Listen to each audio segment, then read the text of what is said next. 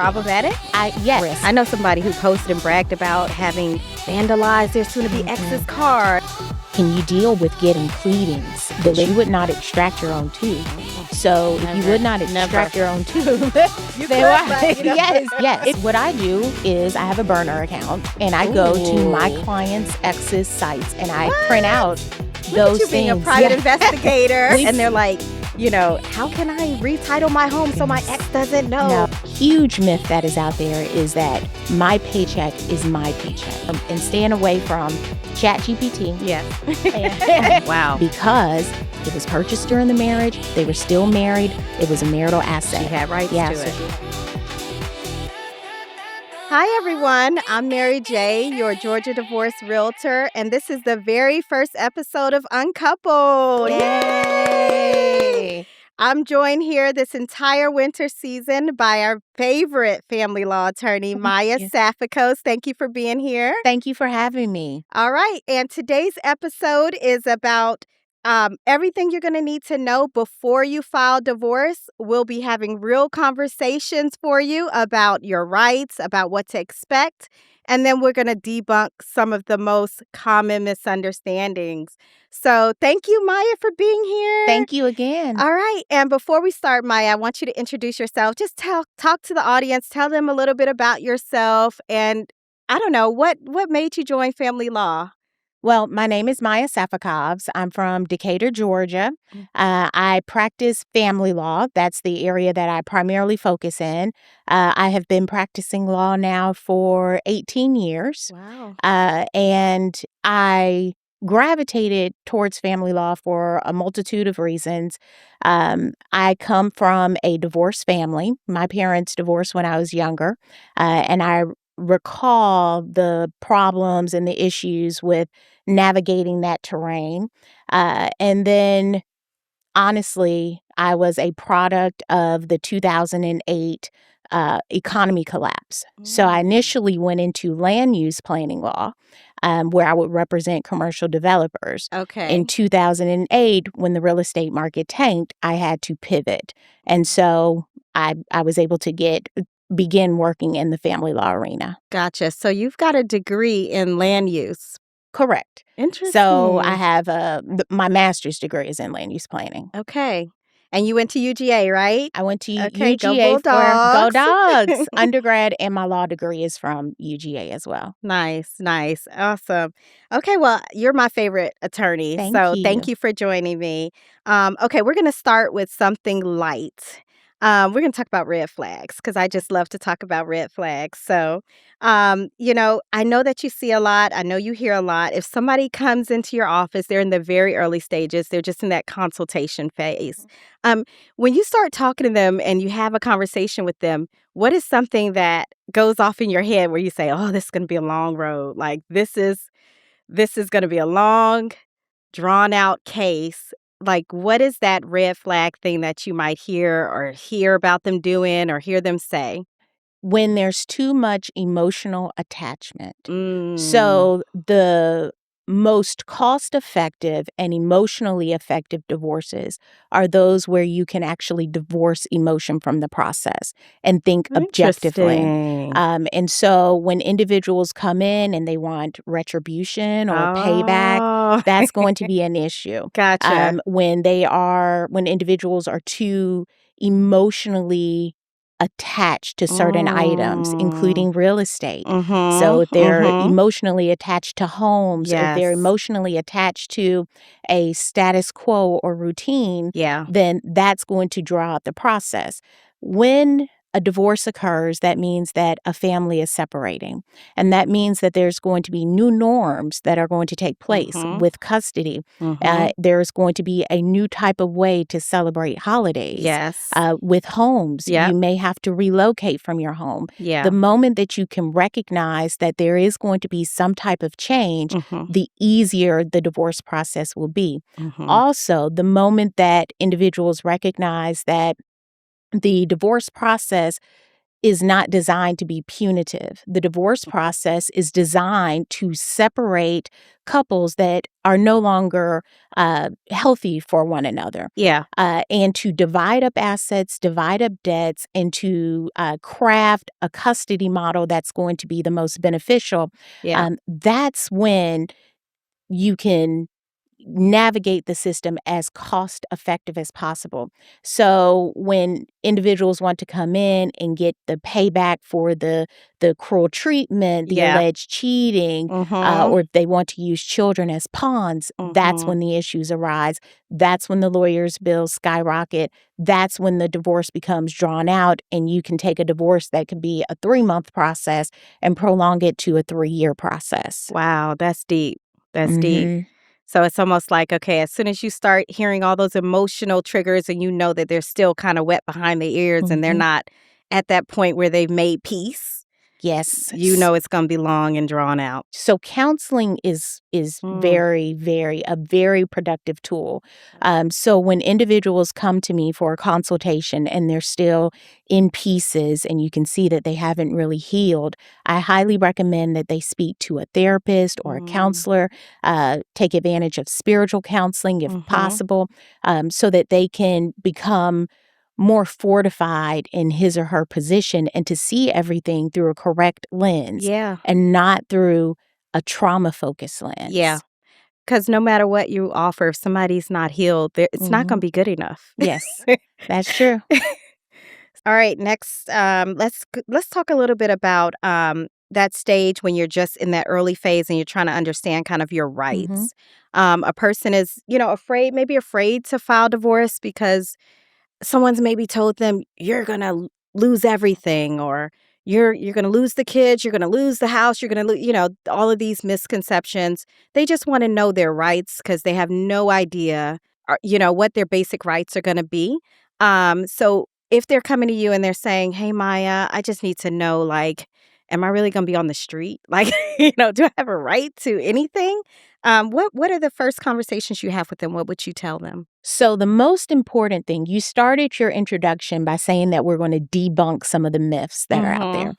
And one huge myth that is out there is that my paycheck is my paycheck, or my accounts are my accounts because they have my name on them, or Mm. this home is my home because it's titled solely Yeah. in my name. Mhm. All of that is false. Okay. If any property, and property should include real property like land and homes, as well as intangible property such as financial accounts, Mhm.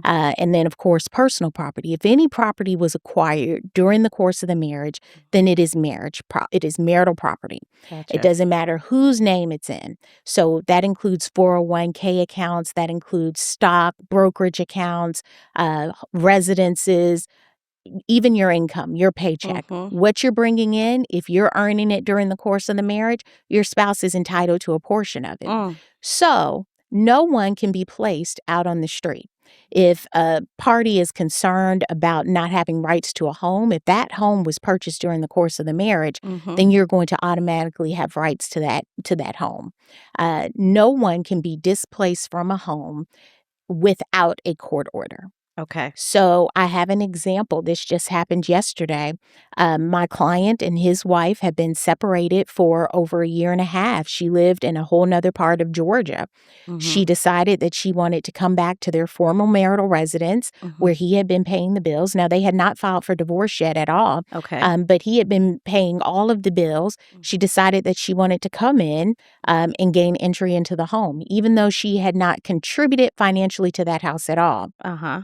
She was able to come, call Wow. law enforcement, and she had to be let into the home Wow. because it was purchased during the marriage. They were still married. It was a marital She asset. had rights Yeah, to so it. she has rights to it. So you can't get locked out. Like no Correct. one it should be able to lock you out of that No. home. No one can lock you out. You Mhm. cannot change locks Mhm. absent a court order. Mhm. Now, there are other ways, avenues to get that done. There's something called a temporary protective order. Yeah. If there's been an act of violence and that act of violence has been substantiated by Sure. probable cause, Mm. then a court can issue what's called a temporary protective order. And those orders typically will give one party sole exclusive possession of the residence. Yeah. When you file for a divorce, there's something called a standing order that attaches. That standing order is generated. It's in the majority of our counties. Some counties don't have standing orders, but the majority of counties in Georgia do. Okay. The standing order is a document that's crafted by the superior court judges of that county, and Mhm. they are to govern domestic case filings. And they have information in them and provisions that will protect and preserve the status quo. So that means that you cannot terminate utilities, you cannot liquidate assets, Yes. you cannot unnecessarily incur an enormous amount of debt, you cannot displace the other party from the marital residence. You have to maintain the status quo. So whatever bills you were paying prior to the filing of the divorce, you must continue to do so. That could include things such as the mortgage. Mm. So that Okay. is a protection that individuals can have. Also, the standing order has a provision. Most of the standing orders have provisions that prevent you from removing the children from the jurisdiction of the court. So that ensures that normalcy is protected for the children. That makes sense. Mhm. And this occurs at the point after you have filed, not before. Right. So if So you you want only get the protection of the standing order once you file for the divorce. Gotcha. I hope y'all heard that, okay? All right, so that takes me to this question about who should file first. Mhm. Let's just be real here. Should the person who, does it matter who files first? Do you get special advantages from filing first? Like, I don't know, if I'm thinking I'm going through divorce, some people like to just sit and let the other person file because they're thinking, I'm not going to pay for an Mhm. attorney, let them pay for it. But then are they losing some advantage of sitting and having the other party file? So it really doesn't matter who beats the other party to the courthouse. So if the other party files before you, it's okay. There is an advantage, a slight advantage, being that you can assert certain defenses. So if you are alleging that the cause of the dissolution of the marriage was adultery, then of course you want to be the party who filed first. However, you still are on common footing even if you don't get to the courthouse first. And that's because if the moving party, which we refer to as the plaintiff or the petitioner, if the petitioner files a complaint for divorce and you are served, then you would file an answer and a counterclaim. That Okay. counterclaim is your own divorce proceeding. Mm. So if the petitioner were to decide, I don't want to go move forward with the divorce anymore, and he or she dismisses their complaint for divorce, your counterclaim would serve as its own independent divorce Interesting. action. So it automatically Mhm. goes into effect even though The the other other side party has pulled out. dismissed. Yes. Nice. Yeah. So it's not.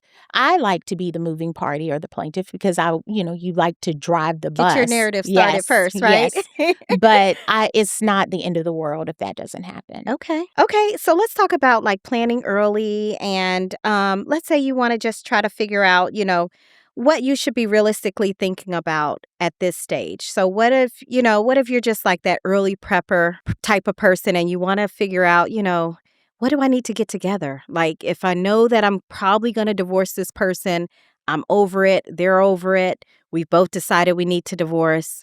But I want to kind of get myself together and plan so that my outcome is beneficial to me.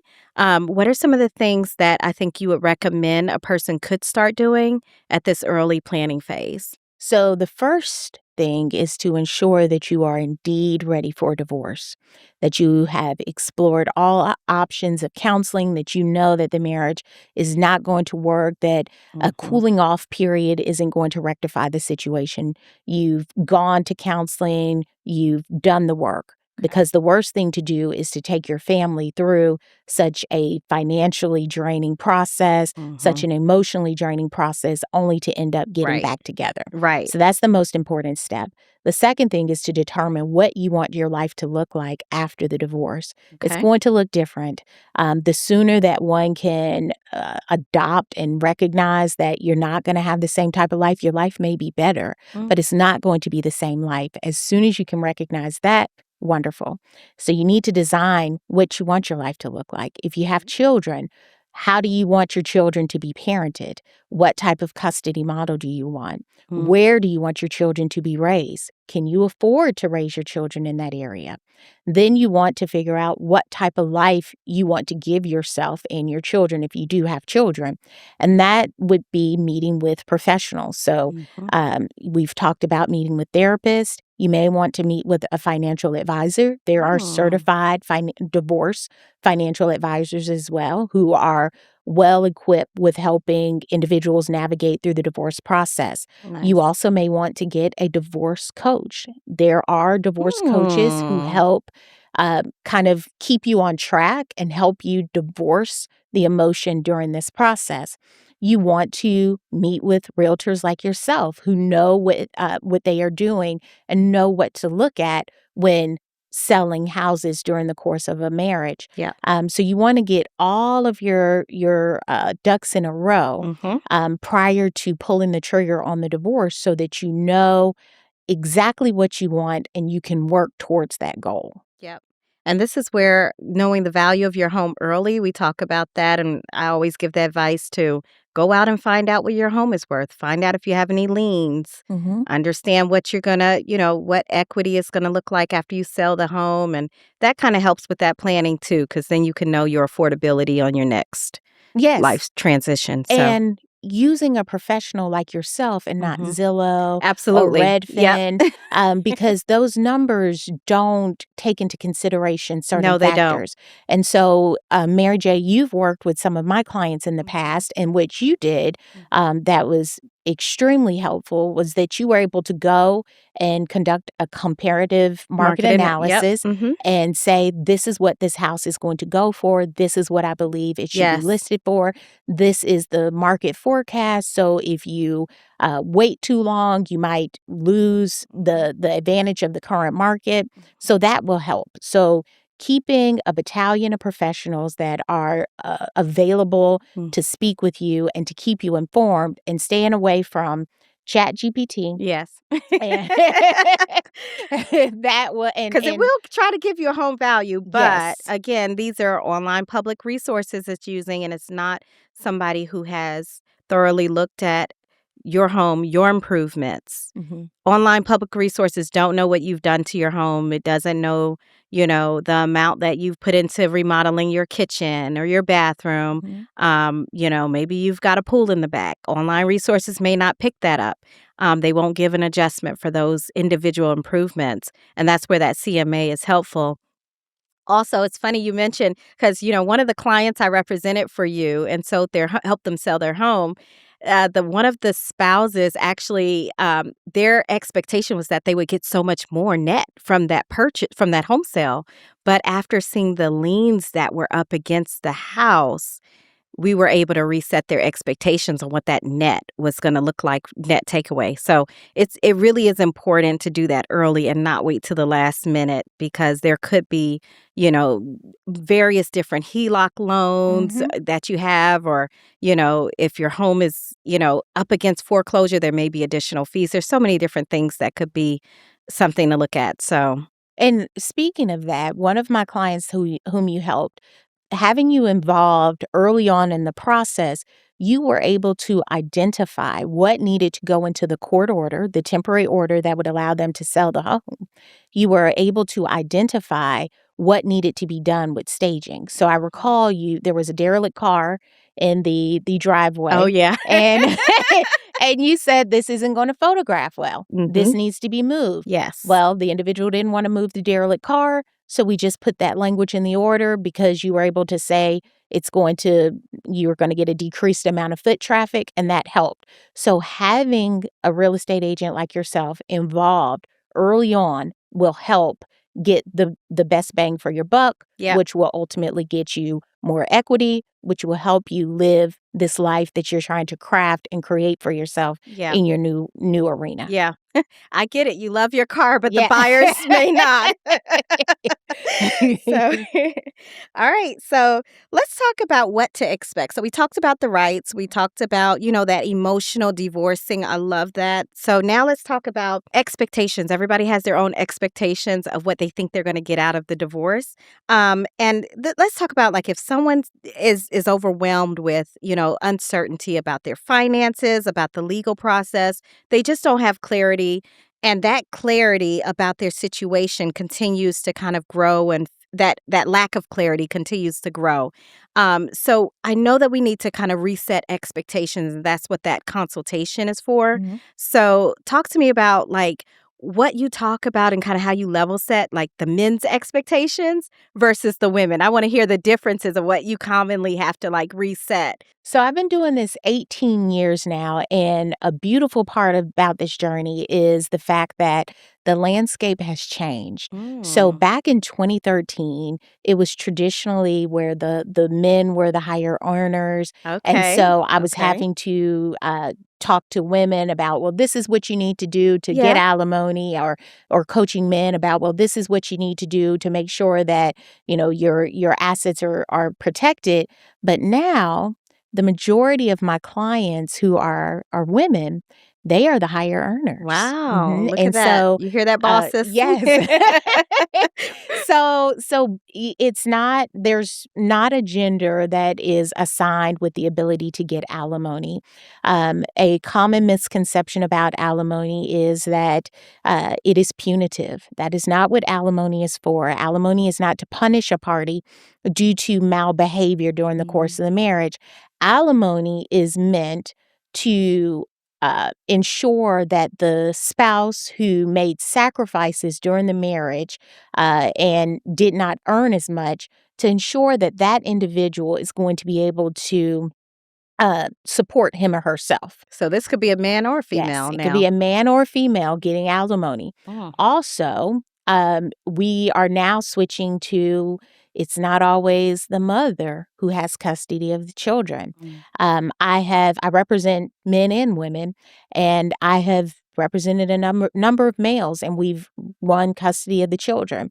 And so that means that mother is paying child support to father.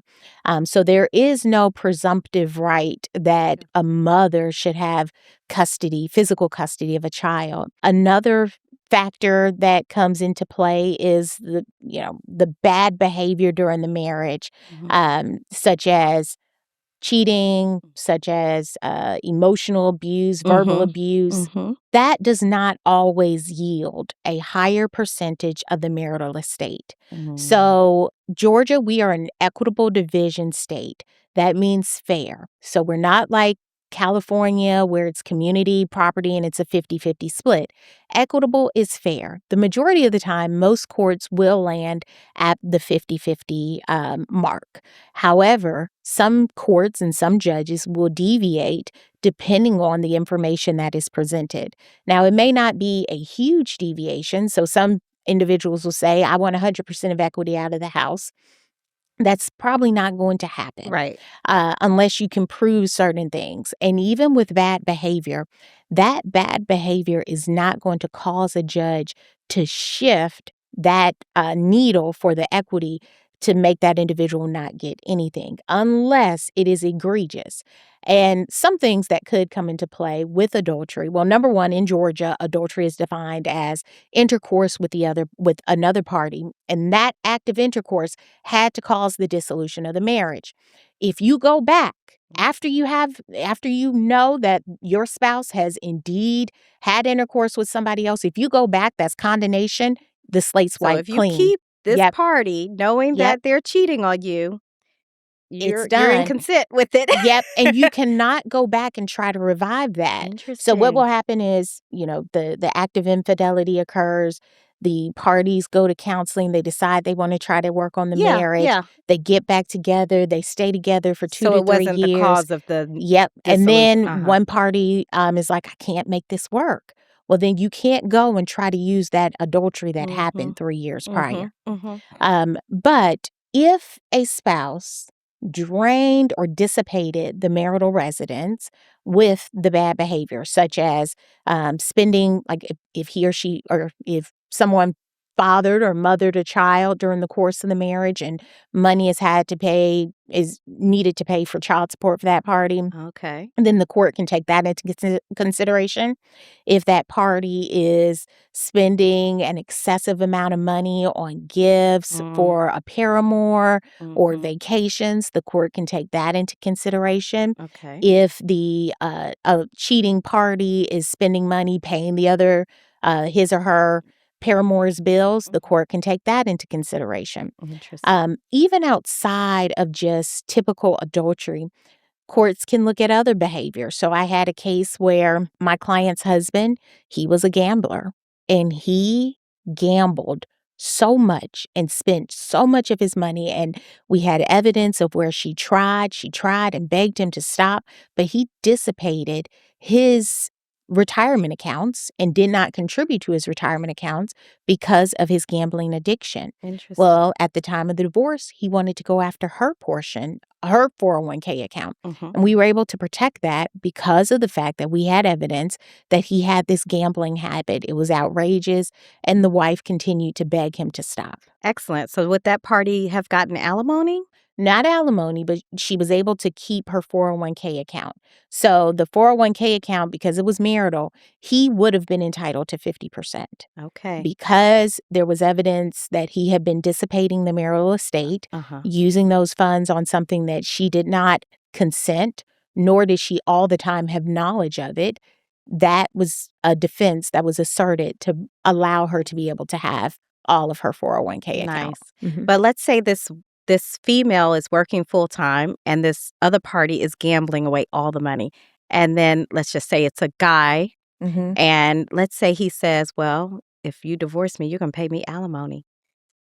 So What and that then? that is that happens a Like, you lot. gambled away my Yeah, money for, you yeah. know? That happens a lot, and so Would this be something you would fight for, like, mhm, it's against the alimony? well, yes, against the alimony. Uh-huh. Alimony in Georgia is a two-pronged test. You have to prove the ability of the higher earning party to pay, and you have to prove that the other party has a need. Then there are several other factors that the court is able to examine, such as the age of the parties, the physical health of the parties, Okay. whether or not one of the parties actually made a sacrifice. So if that guy who was staying at home and gambling money, if he was raising the children, if while wife was at work, if he was there helping them with homework, he would have a stronger claim to alimony. I see. However, if he was just sitting there and he had the means, he's an able-bodied individual, and he had the means to go out and make money on his own, then he more than likely would not be able to get alimony. Got it. The court also looks at the length of the marriage. So if this was a 3-year marriage, no alimony. However, if this was like a 20-year marriage and the wife acquiesced to this behavior and that caused dependency, financial dependency, then there could be alimony that Got would it. come into play. Got it. So, like, the gambling money is paying our bills kinda Yes, situations, yes. you're consenting. And Yes, and then okay. also with alimony. So in Georgia, which we'll talk about soon, we have a calculator or a worksheet to determine child support. Uh-huh. So it's very objective. You just plug in the numbers that exist for income and other expenses, and it spits out a number for child support. We don't have that for alimony. So alimony is just 100% discretionary by the judge. Oh, There's no set formula. So that's why a lot of these stances on alimony is going to come down to what county you reside in and who is your assigned judge. good to know. Mhm. Okay. Let's talk about the marital home. I'm in real estate, so I always Uh-huh. wanna go back to kind of these marital home scenarios. So, you always have somebody wants to stay in the home. Others are happy with moving out, and making changes. So, what kind of guides these decisions, to figure out if you need to stay in the home or move out? What is the thing that legally kind of would guide that and where you would start to encourage folks to leave versus stay or what have you, one party to stay versus the other to move out or both parties to sell the home, what is the thing that would kind of guide that decision making? The primary point is going to be, can you afford the home on your own? And being able to prove that you can afford the home. And that is with the equity payout, if there is any, to the other side. So you want to be able to prove that you can afford to pay the mortgage. You can afford to refinance the property. If there is a mortgage and it bears the name of the other party, you would be required to refinance that mortgage to remove the other party's name. And that would have to be done within a timely fashion. So Mm. typically, it's about 90 days to 6 months. Some judges may give a year. I only know of one judge that does not require refinancing. Another factor is going to be who's going to keep the children. Is this home in a competitive school district and you want to make sure that the children are there? If so, then the children become an anchor to the home. And so whoever has primary physical custody would be the party who's going to probably stay in the home. Got it. You also, in addition to the mortgage, you want to make sure that you are going to be able to afford the upkeep of the home.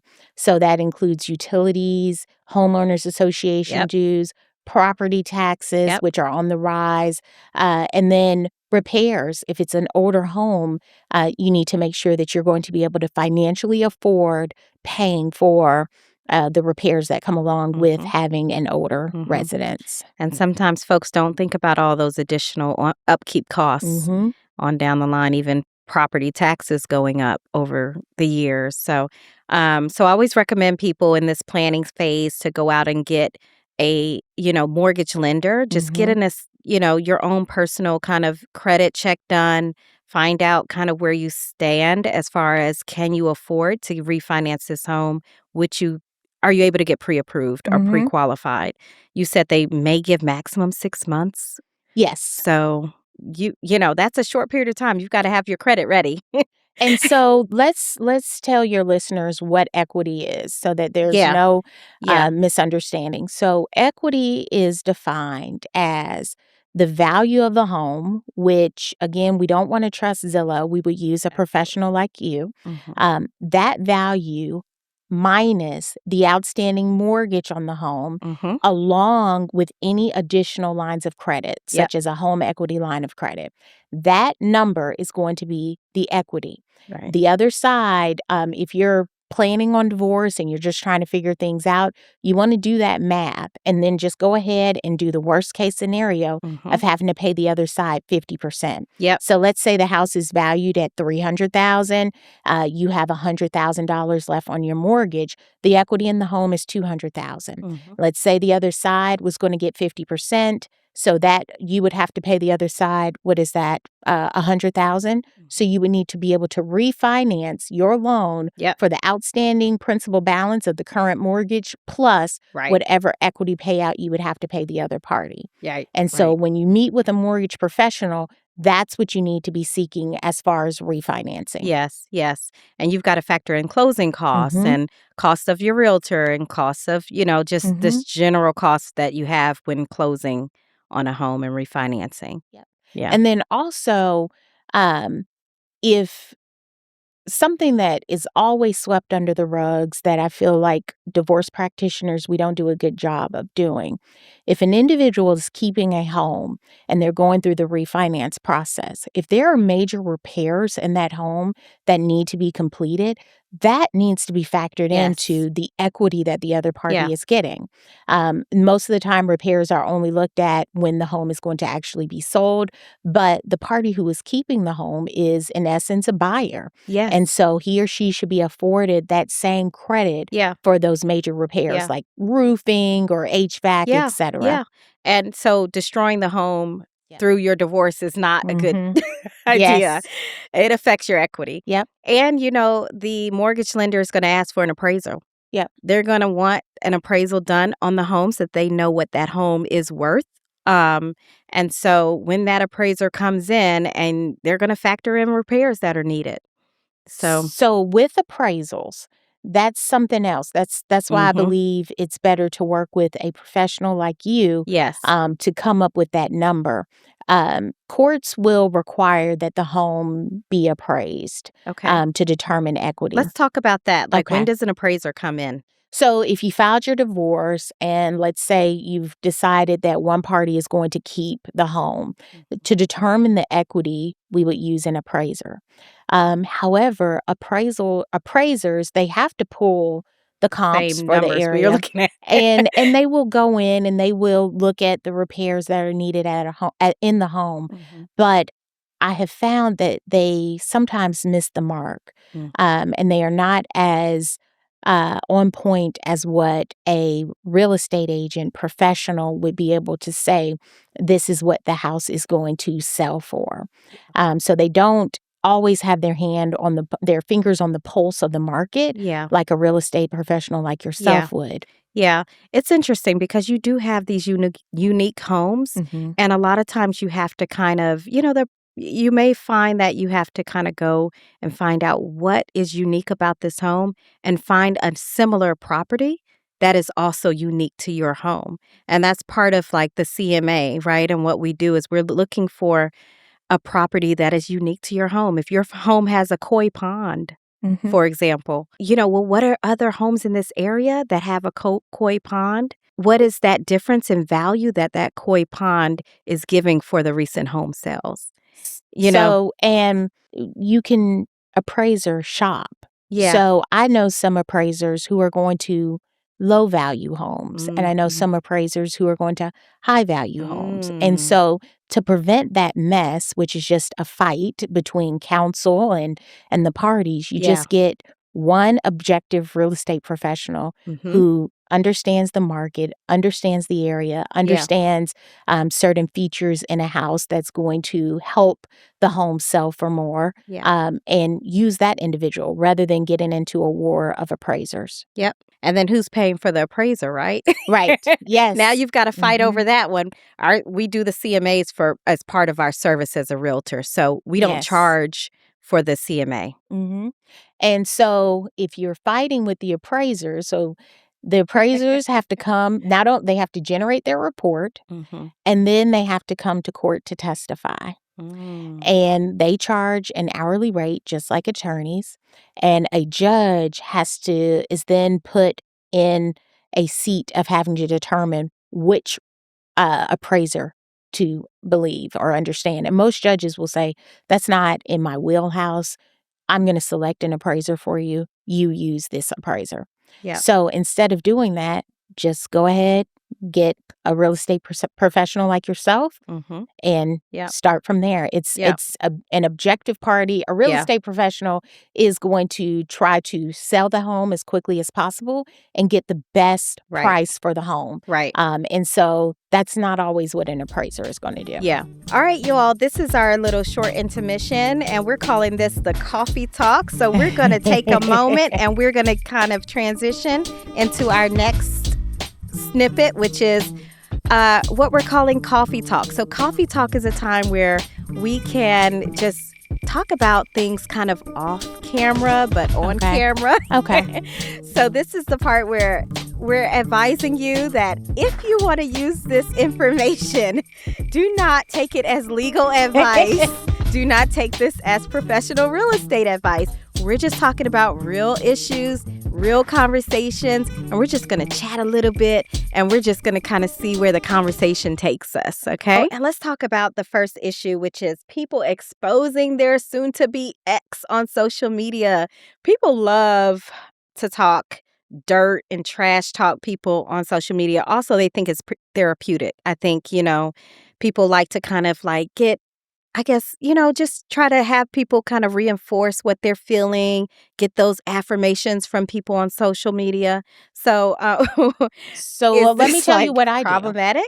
Yes, what I do is I have a burner account and I go to my Ooh, clients' ex's sites and I print what? out Look at you those being a things. private Yeah. investigator. We print those out, and I use those What? as exhibits in court. Ooh. So that is not something to do. It's inappropriate. Mhm. It can be used as fodder by the other side. Mhm. Sometimes in custody disputes, we have individuals known as guardian ad litems who are appointed to represent the best interests of the children. Uh-huh. Those individuals will go and also look at social media. And so Ooh. it is it you don't need to air out your dirty laundry in public. Right. Get a therapy, get a good girlfriend, Mhm. go to your religious house of worship. Mhm. That's where you get your release, but not on social media, not on public forums. A simple Google search of one's name can bring up all of that. And not Mhm. only does it look poorly upon you in court, but the footprint that is etched there will Mhm. always be there. It's there. And so even if you, the poster, post that and then years on you forget about it, if an employer, a potential employer, Googles your name, it That can too. still pop up. Yes. So it's Mhm. just not worth it. It's Yeah. not worth the risk, especially if you have children. Yeah. It's not worth the risk of trying to go and defame your I children's know. father or mother online. It's not Mm. worth the I risk. know somebody who posted and bragged about having vandalized their soon-to-be ex's Mm-mm, car, and I'm like, "That's a mm-mm. criminal act." It You're sitting is. here, It's it's horrible. I mean, it's a misdemeanor probably technically, but still, like, Yeah, you're it's posting about horrible. it. And there are within we previously spoke about the temporary protective order. Uh-huh. Within those provisions, there's a stalking provision that can be Ooh, used for you to get a temporary protective order, I see. and posting salacious information about Mhm. an individual can be used to support Yeah. obtaining a temporary protective order. Mm. So it's just not worth it. I Mm. do not recommend it. Yeah, I hear that. That's crazy. All right, and then let's talk about the other side of social media, like people who love to Google or use Mhm. ChatGPT or TikTok or Instagram to get legal advice, and Yes. they're like, "How can I retitle my Oh my home so my goodness. ex doesn't know? No. Or how do I, keep the kids and not have them?" Yes, please stop. Please, ChatGPT is not a licensed attorney. There are also individuals. I saw a TikTok, a divorce coach whom I work with. She showed me a TikTok where an individual was stating that in Georgia, that if you received an award of child support, then you were going to have to keep itemized receipts of everything that you were purchasing for the child. And if it didn't equal the amount of your monthly child support award, then you would have to give that money back. Mm, And this TikTok had gotten millions of views. It is mm. completely wrong. Oh, None wow. of that is right. I saw recently there's a YouTube video where individuals are selling subscriptions to classes to try and fight child support. That's not true. You cannot do that. I watched his video and I saw that he was quoting federal law. In Georgia, we are state court. So if you're going to a superior court, that's a state court. We don't use federal law there. So it's completely wrong. But he was charging Unbelievable. $600 for a class and it was wrong information. Wow. Chat GPT is inappropriate. There, unfortunately, with the birth of Chat GPT and artificial intelligence, there's such a huge flurry of motions that are Mhm. filed Yeah. by pro se litigants. So a pro se litigant is a litigant who represents him or herself. ChatGPT Yep. filing your Yes, and we just had a case come down from the Court of Appeals where ChatGPT created a phantom case law. So case law is what we use to support positions in legal You're arguments. It was kidding. a fake case. It was actually used by an attorney, and that attorney was subsequently sanctioned by one of our higher courts. But it is not. ChatGPT did not go to law school. I went to law school for 3 years. I had to study for and pass a bar exam. Right. And each year, every licensed attorney, we're required to go and get continuing legal Mhm. education classes, just like you are. Yes, yes. And so the knowledge that you find on Google and Yeah.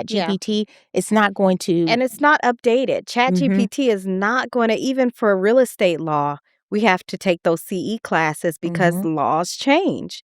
They get updated every year, every 2 years, laws change. So ChatGPT is not going to stay up to date Yes. like a professional will know the recent laws, you know? So And it's drawing, so ChatGPT is just drawing from uh, a lot of different that's websites, true. right? And Hmm. so all of those websites are not accurate and don't have Yeah, accurate information. right. So go to professionals, don't go to ChatGPT. Yeah. Yes. Yeah. You don't know. You can't really verify the information. Even Mm-mm. if you ask for sources, ask ChatGPT for sources.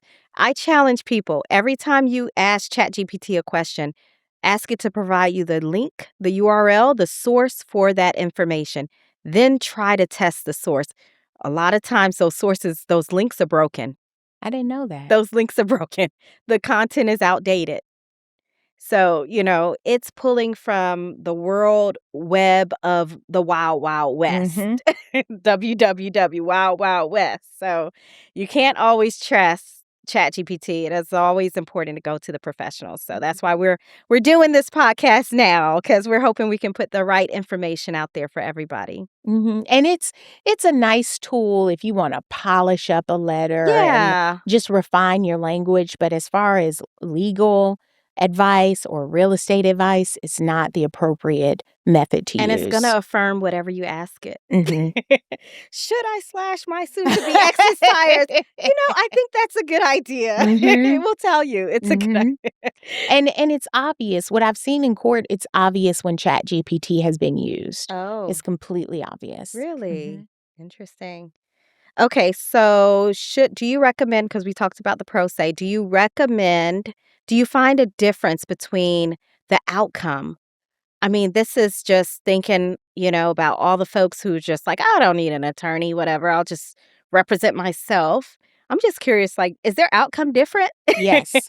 So the only way that if it's two individuals and everything is completely settled and you have an extremely amicable relationship, you don't have many assets to divide up, and you're each just keeping your own assets and your own debts, that's Mhm, something where you can proceed with as a pro se litigant. mhm, Anything else I do not believe you should. So it's I use the metaphor that a a dentist, you would not extract your own tooth. mm-mm. So if you would Never, not never. extract your own tooth, You then could, why but yes, if you were to try, it would be a painful process. You Mhm, would probably do more damage than good. The same with representing yourself in litigation. It's going to be a painful process, mm, and you will be doing more damage than good, and you will end up costing yourself more money. I'm often hired by pro se litigants who were representing themselves. It got too hot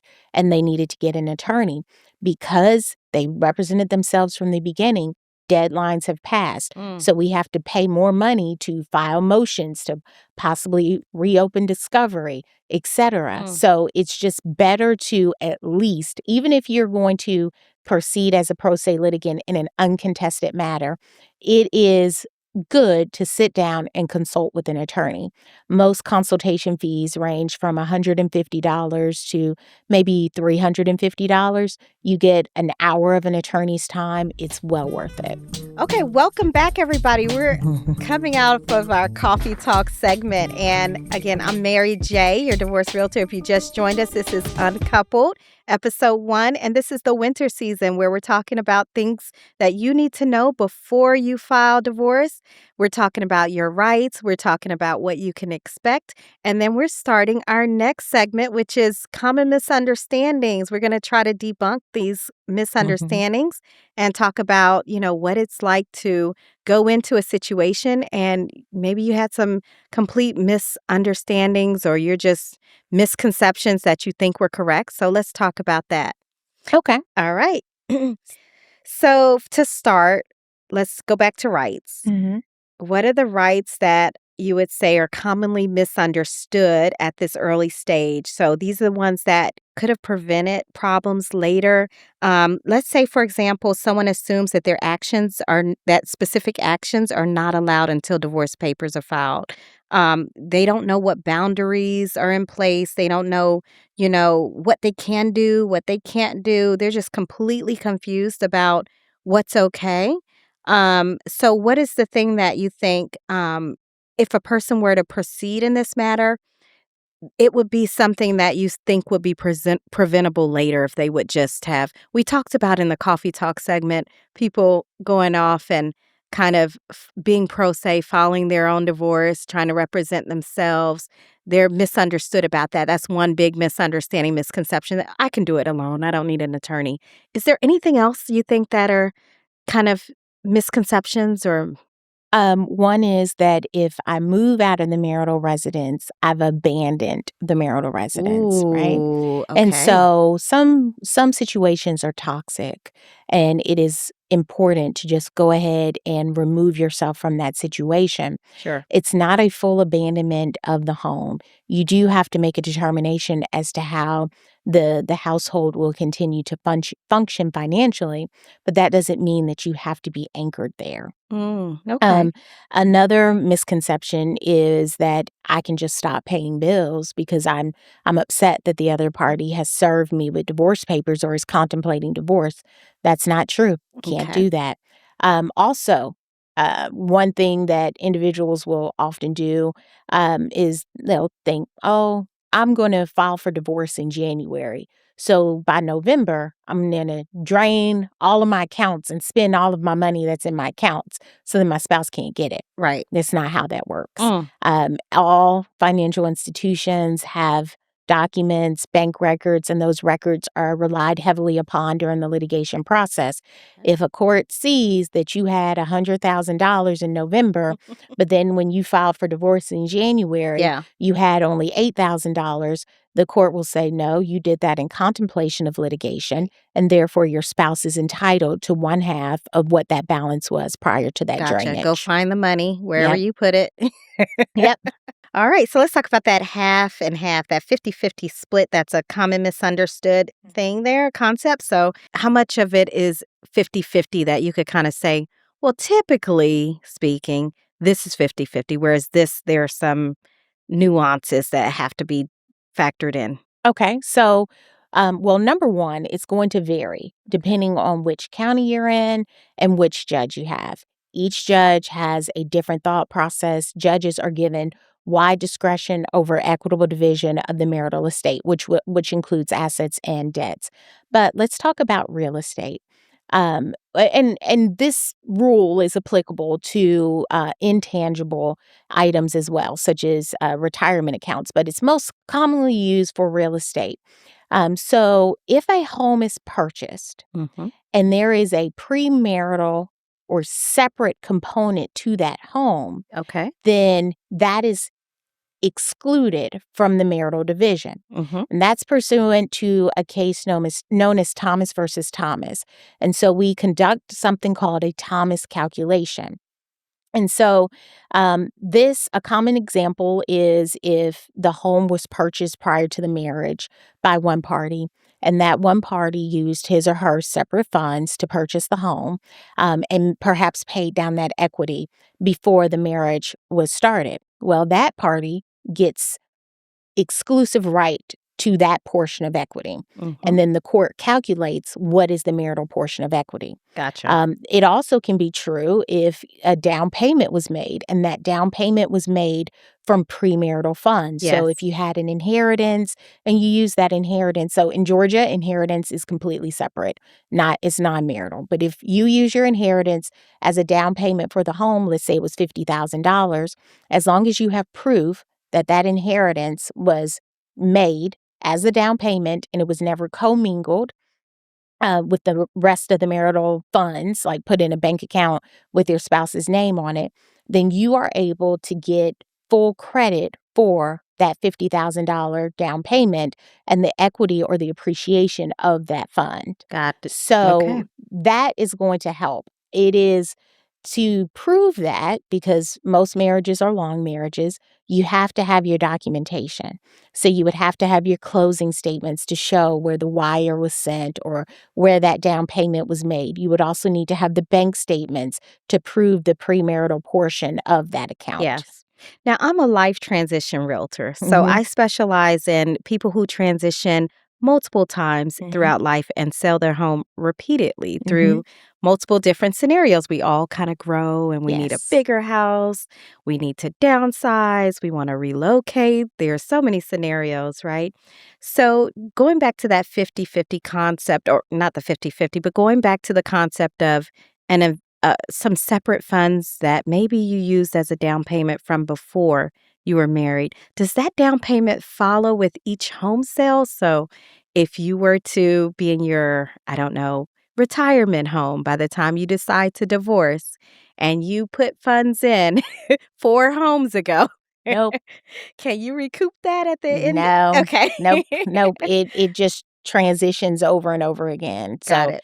nope, you've got to It be able to stays prove with it. the current home that you're in. Because yes, the Uh-huh. first one, because the second time that you do it, if you mix it in with that equity, and everything becomes marital, then you Ah, use that equity to go purchase your other home, and you didn't make that claim, it's impossible to trace it. yeah. There's a general rule we use known as the source of funds rule, but you cannot trace back that many times because you start Yeah. to Yeah. to commingle the funds. So there are a number of cases. There's a Mallard versus Mallard case that deals with that concept as well, and what happens when you take a premarital asset and you commingle it Yeah. with a marital asset, it becomes marital. You transform it. Okay.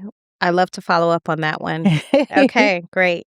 All right. Let's talk about folks who confidently feel like he's never gonna get the house, it's mine. I've got the Mhm. kids, or he's like, she's never gonna touch my retirement. They just think that they have exclusive rights to their assets. Um, you know, let's just go ahead and debunk that right now. Mhm. Yes. So everything, as far as retirement accounts, if it was developed during the course of the marriage, contributed to during the course of the marriage, it becomes marital. You can prove that if there may be a premarital portion. So let's say you started working in 2005, you didn't get married until 2010. You have an argument that 5 years of that retirement account is premarital, Okay, and your spouse is not entitled to it, but you have to prove that. gotcha. As far as who can get the home, again, it goes by the judge. It seems like a rule of thumb that whoever has the children is going to be anchored to the home and will be able to be awarded the property. But I had a case where the judge decided that my client could afford the property more than his wife. And so the wife and the children had to vacate the property. That makes sense. Yes. 'Cause you don't want the kids are gonna be ultimately affected by a scenario where you can't afford to make the payments, Hmm. and now you've gotta move very Hmm. abruptly, which could be worse than, Yes. you know, you planning a move through, And the court order. And that's where deciding what to do with the home is extremely important, Mhm. because in that situation that I just shared, where the judge had the wife and the children move, that forced us to come up with a joint physical custody model so that the children could continue to attend the more superior school district that was Mm, affiliated with the marital residence. I And so see. we were able to do that, and get kind of a blended custody model because of the decision that the judge made. That's interesting. Mhm. Okay. All right. This has been a wonderful, wonderful episode. I Yes. want to thank you, Maya, for Thank joining us. you. One final thought is if you were to just give one final takeaway to the listeners today, what would you tell them in this early phase before they filed? If there's anything that you want them to understand before emotions Mhm. get too crazy, um, what's the one point of guidance or advice that you would want them to kinda know or understand in this early planning phase? So, I would suggest that when contemplating divorce, because it's a big decision, unfortunately, the over the years, it's become more accessible because documents are available online now. When my parents got divorced, that wasn't a thing. They had to go and hire attorneys. Now, individuals can just download documents, file it. You don't even have to go to the courthouse. You can file it from the comfort of your home. And so that accessibility has made the filing of divorce. It's watered it down. It's not as serious as it used to be, and so sometimes it can be used as a knee-jerk reaction or a remedy for an issue that's not really there. I would suggest centering oneself, really, really spending some alone time,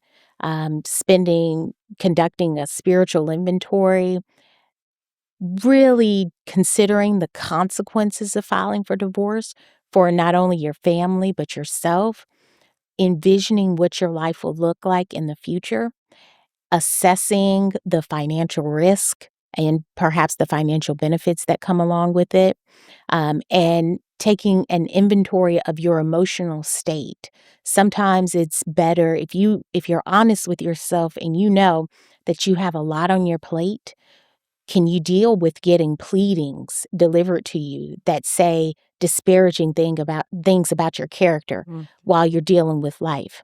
So truly being honest with yourself and doing this with the help of a professional like a therapist, but then also self-awareness and speaking to trusted individuals, not just those individuals who are going to fan the flames, but individuals who are going to be truthful and honest with you. And then you make that decision if this is what you want to be done. Because sometimes it can be irretrievably broken, where the decision that you make, if you throw out that divorce card and your spouse says, okay, and then you say, no, no, no, I changed my mind, he or she could say, no, I've decided to move on. You don't want to make such a huge life decision lightly, even though it is available and you can go and file now for, I think it's $221. It's not worth it. Mhm. Thank you. All right, everybody. That was attorney Maiya Safikovs, and I'm Jamila Issa, divorce realtor. And thank you. And I hope you enjoyed this episode of Uncoupled, and we'll see you next time.